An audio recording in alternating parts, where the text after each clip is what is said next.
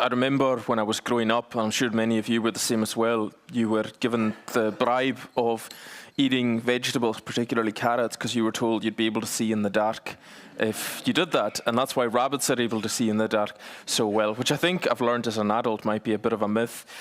But nevertheless, it's seen as the goal to be able to have brilliant eyesight and to be able to see in the dark.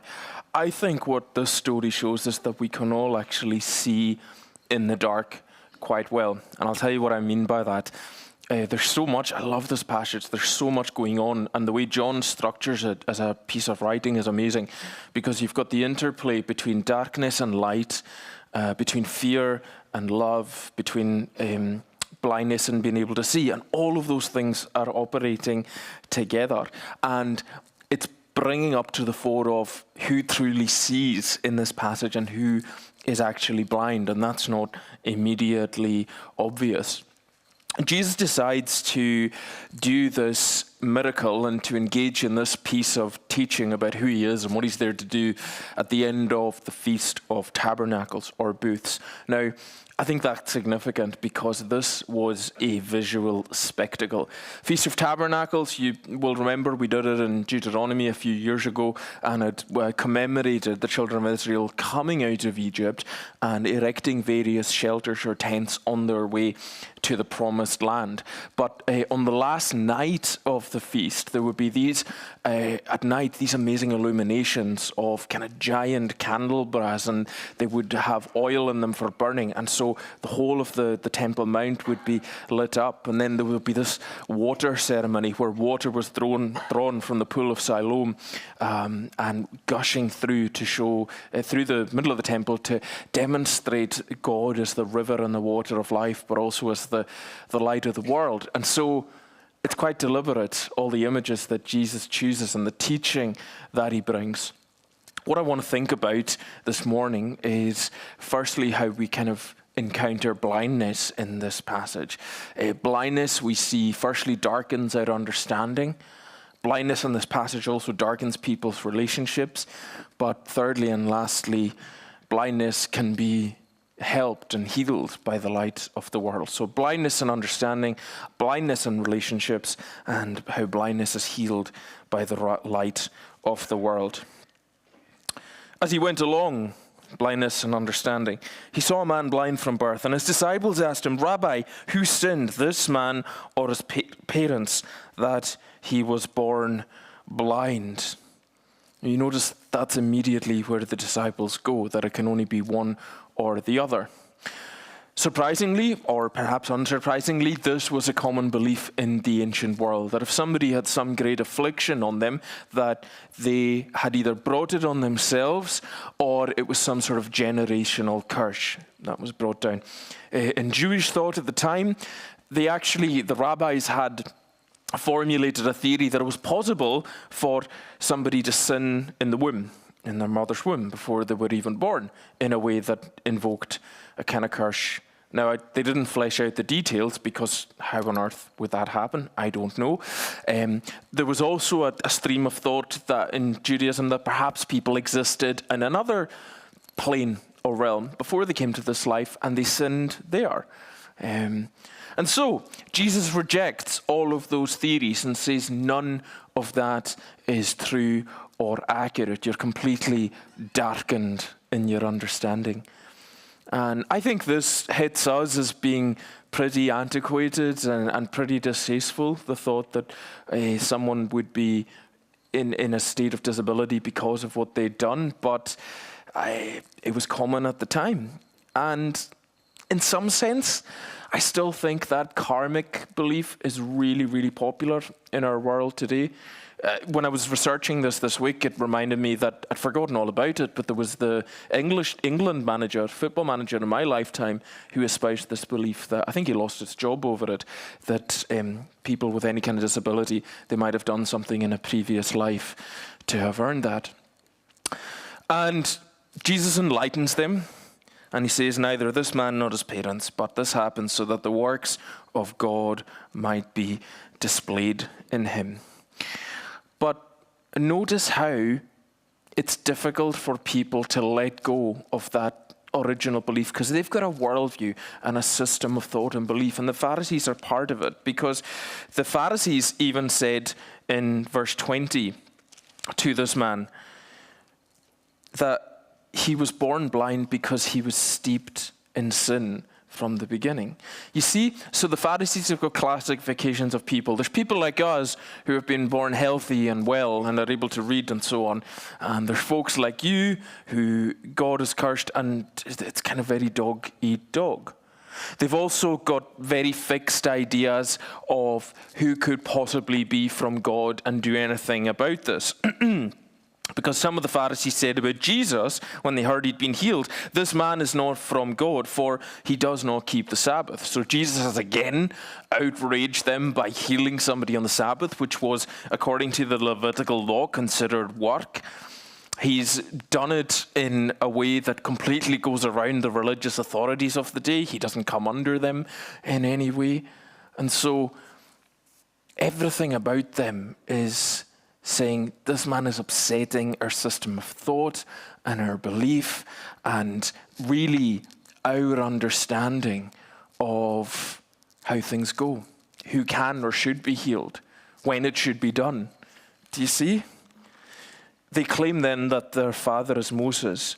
They hurled insults at the blind man and said, "You're this fellow's disciples. We are disciples of Moses. We know that God spoke to Moses, but this fellow, we don't even know where he comes from."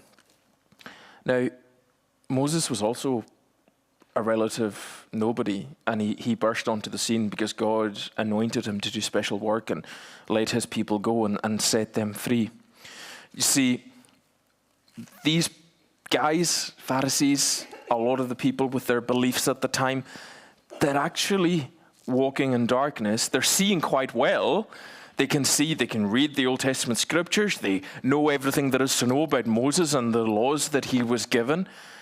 But they cannot see that the prophet like Moses, who was prophesied in the Old Testament, is standing in front of them, is in their midst, has chosen this amazing festival when they've got these lights that represent the pillar of fire that led the children of Israel through the wilderness, that he's chosen this time to demonstrate that the power of God is on him, that he's the Messiah that was promised, and they can't see it. And they won't see it because they're committed to not seeing. It's possible to see so much and still be blind because our understanding is completely darkened. And we need God to unlock and to open that understanding. And then if he does, we also need to be willing to be challenged, whether it's preciously held belief like something karmic, what goes around comes around, and that's the way we try and see everything in life, which it will never help you explain everything in life. I think it's more wise in many ways to embrace the mystery of God, or whether it's our understanding of the way God would work or church would work or whatever. But the most important thing is to continue to be open to the light of the world and to God. Night is coming, he says, when no one will work, but while I am in the world, I am the light of the world. Jesus is the one who opens our understanding and through whom we can truly understand who God is and what he's up to. And then the blindness in this passage is so much more than physical. It darkens people's connections and relationships to one another. And I want to think about particularly the incident with the son and his parents. So they haul his parents up for the synagogue to try and, if you like, prosecute what's going on and hold them somewhat responsible. So they sent for his parents because they didn't believe him. "We know he is our son," they said, "and we know he was born blind, but how he can see now or who opened his eyes, we don't know. He's of age, ask him." And then John tells us why they actually said this, because anybody who was saying Jesus was the Messiah would be put out of the synagogue. And that's why they said, "He is of age, ask him." So there's a lot of darkness and obscurity coming over the connections that people have in this passage. This is the son that they have who has had this condition since birth. He's never known anything different. And amazingly, Jesus has restored that to him. And when you look at it that way, it's almost beyond belief that their next reaction, the next thing that they're actually really concerned about is what? They're going to get put out of the synagogue. They're going to lose their social capital. Because the most probably what they'd prayed for since day one has happened, because of the way it's happened, they now stand to lose their position in the society that they're in. And that's more devastating to them than, I would argue, their connection with their son. And many of us here are parents, and that, I hope, is unthinkable to us, but that's not an old, antiquated problem. There are plenty of kids who come under undue pressure because their parents want some sort of accolade or social capital in the circles and in the world that they're in. So they choose that rather than God himself, rather than their son. So there's a severance and a lack of connection there. But then I think the real break in the relationship in this passage is between who God is and what he wants to do and what he is like, and the people. Because again, the Pharisees say that they know Moses and they know his ways because they are descendants of Moses. But they've completely missed what God is doing because they can't cope with the fact that God is in their midst doing this, and it doesn't look like what they wanted, and it doesn't give any credence or credit to them whatsoever.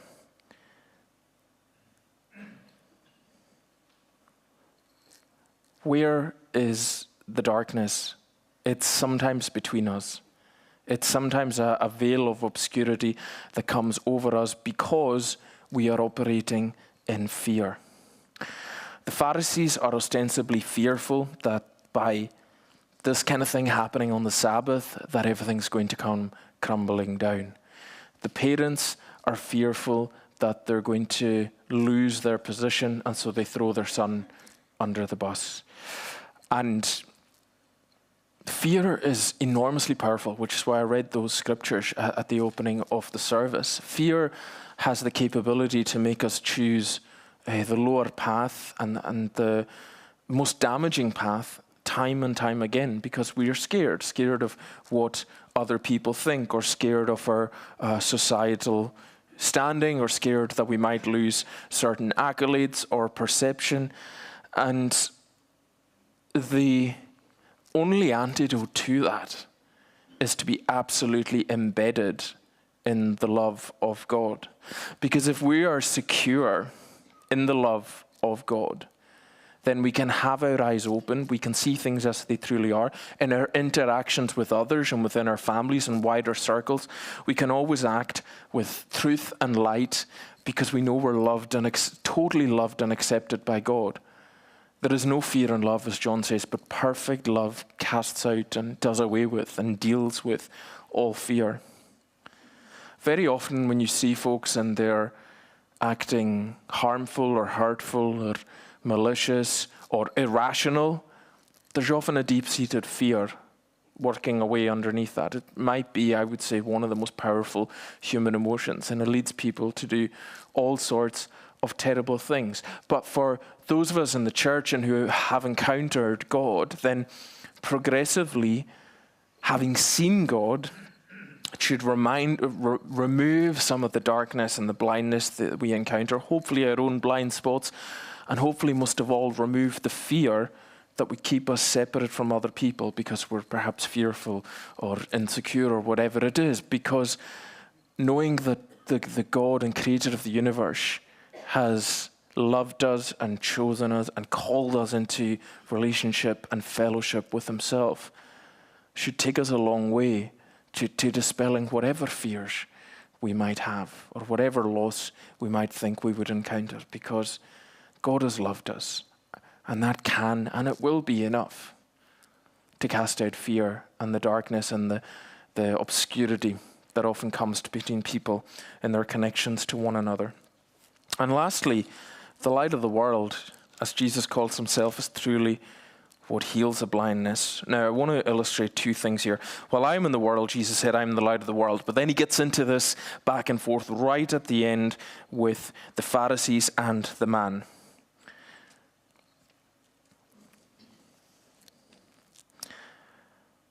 The man didn't recognize Jesus even after he'd healed him.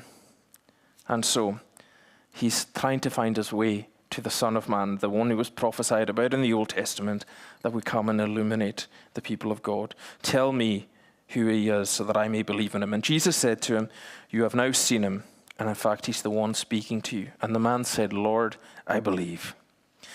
And then the Pharisees are hanging around, and they said,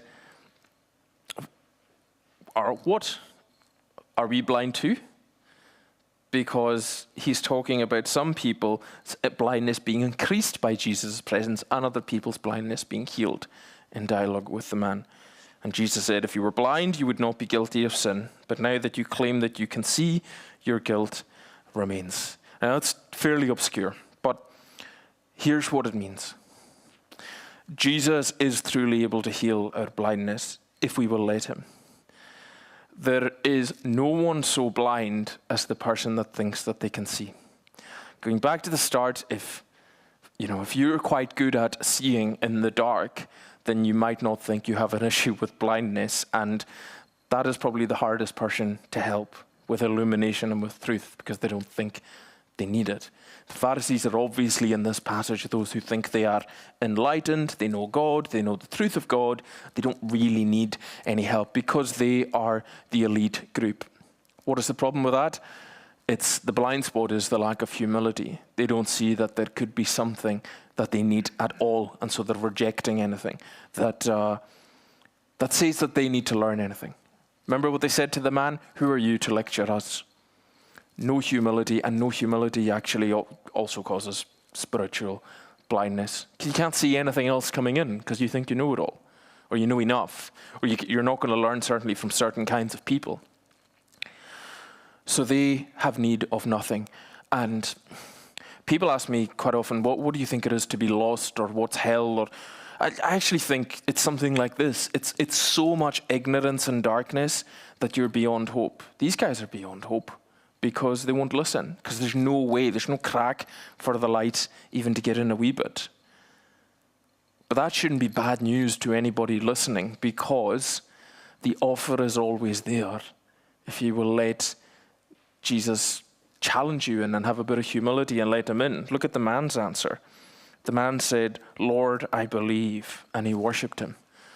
Now the contrast is this: the man knew that he had need of something. The man wasn't a theologian who was born blind. He didn't have probably very much knowledge of who Jesus was or exactly what he was like, or in-depth books about him. He certainly didn't have as much learning as the Pharisees, but he acted on what he had known and what he'd seen, encountered and experienced, and that was enough to change him and change his life, and for him to encounter the light of the world. Jesus took away not only his blindness of sight, but any blindness he would have had in his heart. Lord, I believe, and he worshipped him. He saw Jesus for what he was, and he believed based on that. And that's all God asks you and I to do, to take Jesus as he is presented to us and to believe in that, even if some people say to me as well so much, I don't know enough, and I don't know much about theology, and I perhaps don't even know my Bible well enough. And none of those things are actually requirements for believing and following, loving and trusting in Jesus. It's simply that act of putting one foot in front of the other and believing he is who he said he is, and enjoying the personal connection that makes between you and him. Because you've already then demonstrated that you have the humility for some light to come into your life. And the opposite is to be barred in darkness by thinking that you're too good for it or you know enough already. God doesn't ask us to know lots or have brilliant or perfect answers to every possible question. God simply asks us, like the man did, to come open to the fact that we could have an encounter with Jesus as the light of the world, and to respond to that accordingly, and to walk in that light accordingly, with Jesus as our guide, who always promises to give us light on the path that we tread with him. May God bless his word to us this morning. Amen.